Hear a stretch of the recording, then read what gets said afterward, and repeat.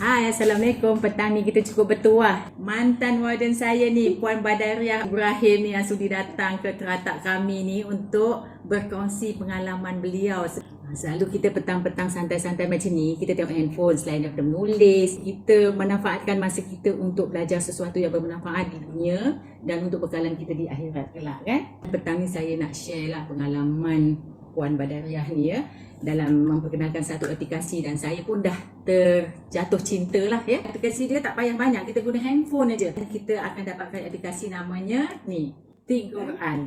Think Quran adalah satu aplikasi yang digunakan dalam handphone ya, dalam handphone saja dan boleh kita pelajari di mana-mana sambil kita nak tunggu bas ke, masa yalah ada 5-6 minit pun kita boleh buat. Think Quran ini untuk mempelajari bahasa Al-Quran dengan menggunakan artificial intelligence. Cara kita belajar adalah sangat interaktif. Bila kita buka app ni, kita akan dapat lihat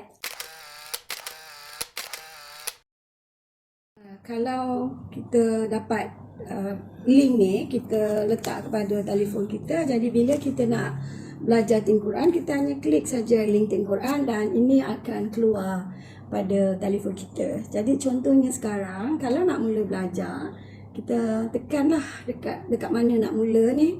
Ini saya nak tunjukkannya, saya sebenarnya baru first time ni masuk dalam aplikasi ni. Tadi kita dapatkan melalui WhatsApp. So ni link dia lah. Dituliskan di situ Think Quran, Al-Quran sering dibaca dan dihafal. Ni seperti yang dituliskan ni ya. Jadi apps tu sebenarnya saya dah install. Macam kalau kebiasaannya kita nak guna handphone agak susah, saya dah install WhatsApp saya dalam laptop di sini. Jadi kita boleh gunakan dua-dua, sama ada di handphone ataupun ni. Ni. Ini application dia. Jadi tadi Puan Badariah dah bagi dalam bentuk WhatsApp, saya klik aja link tu. Link tu macam ni ya.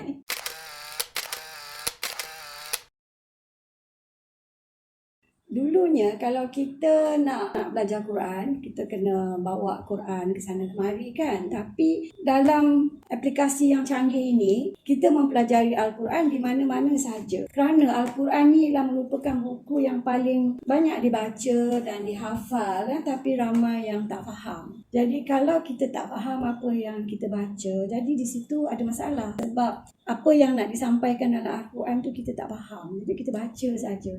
Boleh dikatakan dalam dunia ni ada 1.9 bilion umat Islam, hanya 400,000 saja yang berbahasa, yang pandai memahami bahasa Arab. Yang lain tu tak faham. Jadi dengan adanya aplikasi yang canggih ini, kita Think Quran ni memang misi kita nak sampaikan kepada seberapa ramai. Jadi misi kita nak menyampaikan app ini kepada 100 juta manusia, iaitu yang beragama Islam lah, terutamanya yang beragama Islam. Ada kalanya untuk lebih akrab suami isteri ke pasangan dia nak kongsi. Boleh tak kalau kita share? Maksud you satu link tu nak share dengan pasangan atau anak. Saya nak tanya you, waktu you pergi sekolah, kalau you belajar, adakah you share you punya soalan peperiksaan tu? Masa you belajar, you menjawab soalan tu, boleh tak kita share soalan tu orang lain jawab? Oh ya, sebab dia soalan, ada soalan cool tu maknanya apa? Mungkin saya cakap, katakanlah suami saya atau pasangan saya kata, itu dia salah. So markah tu nak bagi macam mana? Betul tak? Jadi macam mana kita nak uji? Dia nak menguji prestasi you.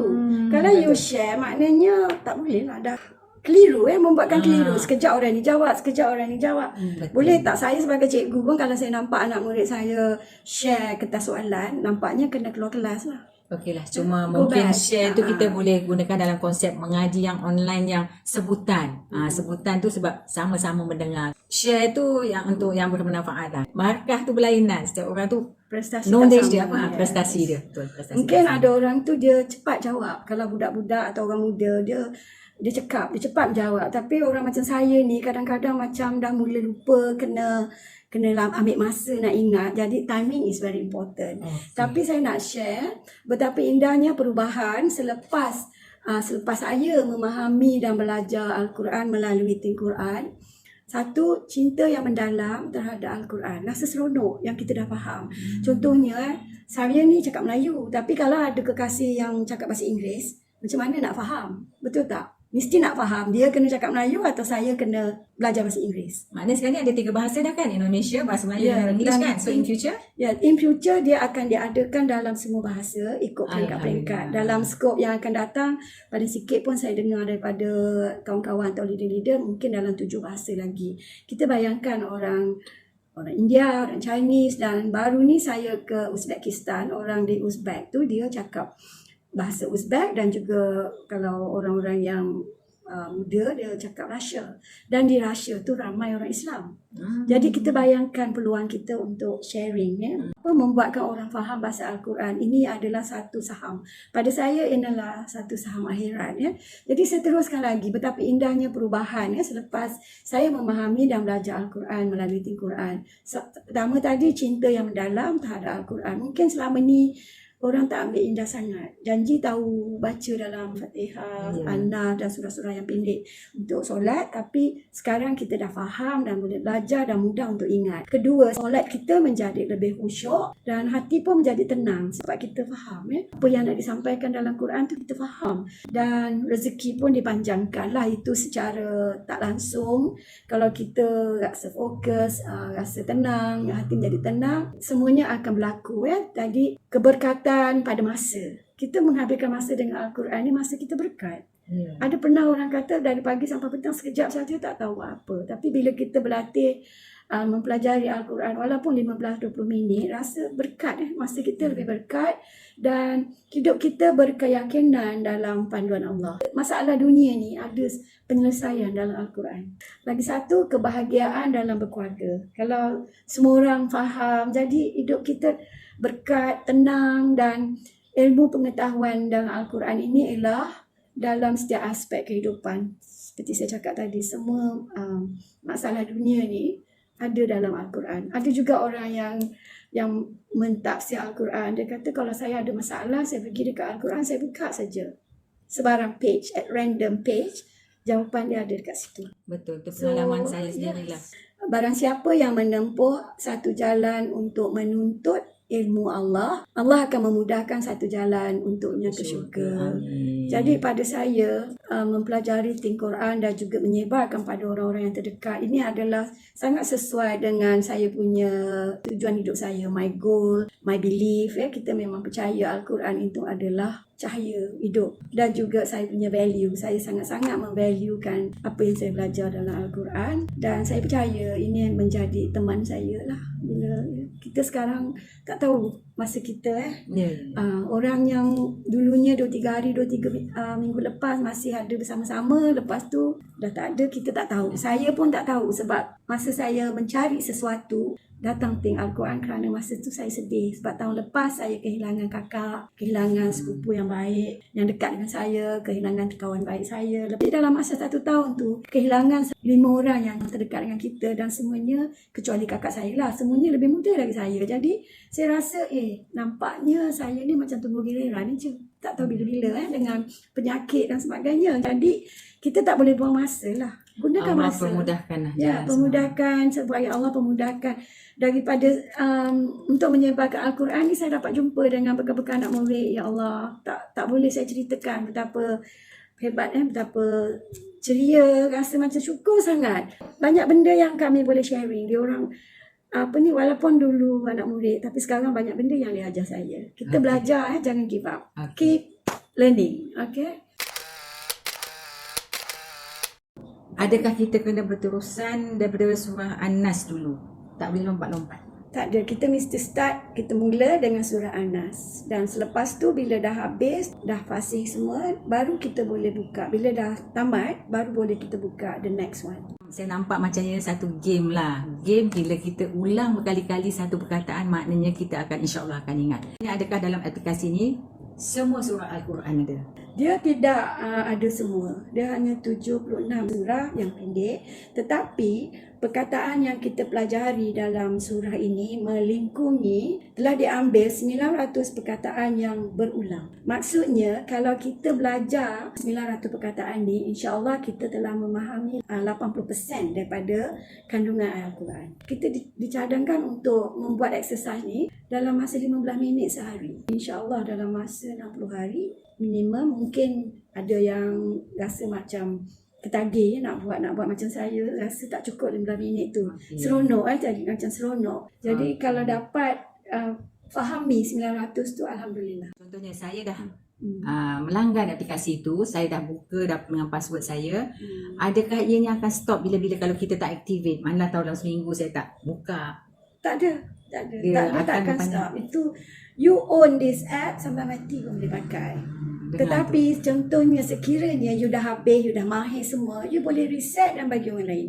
Mudah sebab app ni boleh kita letak dekat phone kita ataupun dekat komputer. Mudah belajar, skop kecil dan senang dikuasai. Kedua, dia adalah sangat berkesan. Jadi you tengok macam mana cara kita disoal. Mula-mula ingat, lepas disoal beberapa style dia untuk kita disoal, padankan betul atau salah. Jadi very interaktif ya. Jadi dia membuat kita berfikir dan kita akan cepat mahir. Cepat mahir, mantapkan ingatan melalui pengulangan dan latihan. Dia soal berulang-ulang kali. Jadi robot tu kita panggil robot saleh ni, dia tahu macam mana kita akan faham pencapaian kita, ke mana kelemahan kita atau prestasi kita. Macam dalam classroom lah, ada cikgu dia akan bagi you punya report card. Kalau slow, dia ada time, sebenarnya ada masa bergerak. Kalau kita lambat, maknanya we are a bit slow lah. Apa tunggu lagi, jangan lupa mulakan. Sebenarnya masa kita belajar Al-Quran tu, mula-mula kita mengenal huruf. Mula-mula kan selalunya kita mengenal huruf dulu peringkat pertama. Lepas tu kedua, belajar mahraj, iaitu tajwid. Baguslah, tapi kita sebutannya. Kemudian kosakata. Lepas tu tata bahasa, terjemahan dan tafsir setelah sekali tadabbur. Cuma kita kadang melompat-lompat. Selama ni, peringkat ketiga ni kita tak ada yang buat missing out. Jadi pengasas Ting Quran ni mendapati, sebenarnya dia dapat ilham ni waktu dia di Mekah. Dia kata ramai orang ni, semua orang yang datang buat umrah ke buat haji duduk di belakang imam, mendengar apa yang imam baca. Bila imam menangis, dia pun menangis tapi dia tak faham. Betul. Jadi dia nak cipta satu aplikasi atau satu cara yang boleh membuatkan orang Islam semua faham apa yang terkandung dalam isi Al-Quran. Pada saya rasa kan dia boleh membuat kita lebih usyuk sebab kita faham.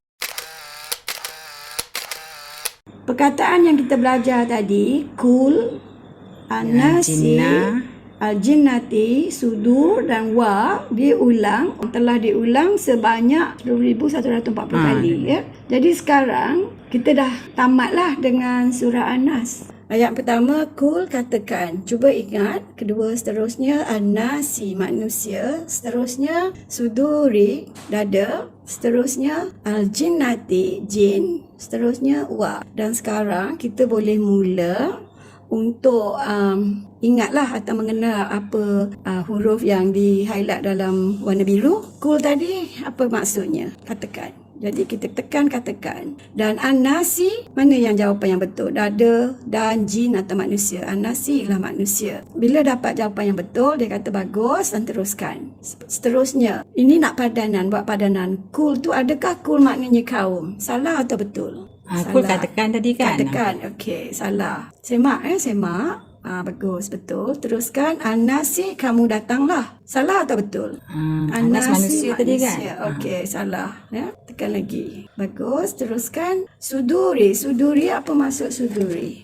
Dada. Dada, tekan dada. Teruskan. Dada, apa maksud dada dalam bahasa Al-Quran? Adakah suduri. Maknanya kita dah ingat suduri. Bagus. Al-jinnati, maksudnya al-jinnati ialah jin. Dan wa, apa maksud wa? Wa tu dan kan? Dan, okey, bagus. Teruskan. Jin, dia tanya lagi, apa maksud jin? Padankan dengan maksud yang betul, al-jinnati. Semak lagi. Betul, teruskan. Wa, aku mempersekutukan. Betul atau salah? Wa tu dan tadi. Dan, jadi salah. Ya, semak lagi, betul. Okey, teruskan. Cari padanan yang sesuai. Ini cara dia menyoal kita supaya kita faham. Cari padanan. Dada. Sudu. Okey. Jin. Jin. Al-jinnati. Jin. Ya, betul.